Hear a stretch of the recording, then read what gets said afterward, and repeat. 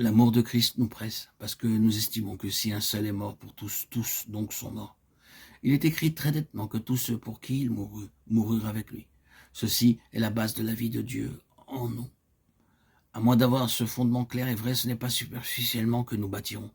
Combien d'enfants de Dieu essayent de raconter une nouvelle vie, de se raccrocher à cette nouvelle vie qu'ils ont reçue et de l'accorder avec l'ancienne. Ils ne voient pas que la vieille vie doit aller à la croix pour faire place à la nouvelle.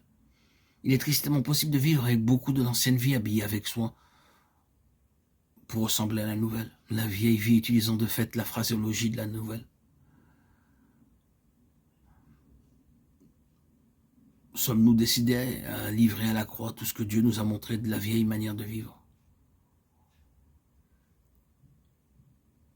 Nous sommes morts avec lui. Ce n'est pas une théorie. Ceci a été prouvé. Si nous persévérons sur cette base, moment après moment, nous serons alors amenés sans arrêt en conformité avec sa mort. Car non seulement vous devez prendre par la foi la place de sa mort comme étant la vôtre, mais vous devez effectivement être amenés dans la conformité à cette mort jusqu'au bout. Alors que vous tenez sur le fondement ainsi présenté, l'Esprit de Jésus prendra possession de vous de jour en jour. L'Esprit de l'agneau se manifestera de plus en plus par vous et vous serez étonnés de constater que là où autrefois vous auriez voulu vous battre pour vous-même, l'Esprit de Jésus règne maintenant. C'est la voix de Dieu pour nous délivrer, sa manière de faire pour nous élever directement hors de nous-mêmes, dans une nouvelle sphère et de nous conduire à connaître dans une vie pratique l'Esprit et la vie de Jésus. Ignorez-vous que nous tous qui avons été baptisés en Christ Jésus, c'est en sa mort que nous avons été baptisés. Romains 6, 3. Après que Dieu a dirigé sa lumière pour nous sonder, nous a montré ce que nous sommes, n'est-ce pas un soulagement intense que de retourner au calvaire?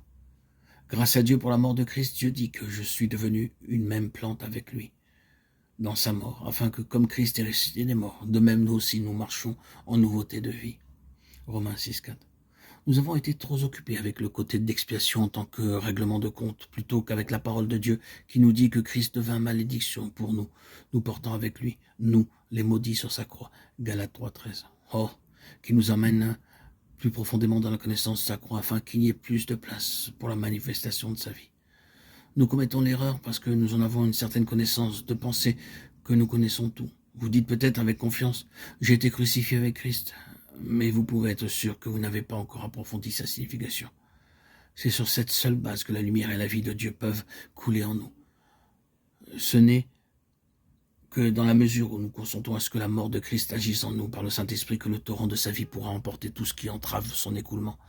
Des fleuves d'eau vive couleront de son sein. Jean 7, 38. Les âmes attendent l'amour de Christ. Nous en parlons et disons « je vous aime », mais combien froid et loin de la réalité est notre amour. Il nous faut l'amour qui, spontanément et inconsciemment, fera que nous nous dépensions pour les autres. Le monde en a besoin. Nous sommes semblables à des vases d'albâtre avec le parfum à l'intérieur. Ces vases ont besoin d'être brisés. Prenons comme exemple 2 verres d'eau. Ils peuvent bien être transparents. Vous les placez ensemble. Comme ils sont durs, quel bruit font-ils au moment où ils se touchent l'un l'autre? Supposons que nous les brisons et laissons l'eau des 2 verres s'écouler ensemble. Il n'y a plus de bruit ni de dureté, mais de l'unité. Ainsi, quand Dieu nous élève vers lui, hors de notre moi étriqué, nous allons ensemble dans un seul esprit. Si les enfants de Dieu vivaient cette vie bénie dans leur famille et dans le monde, combien les âmes seraient attirées vers notre glorieux Seigneur.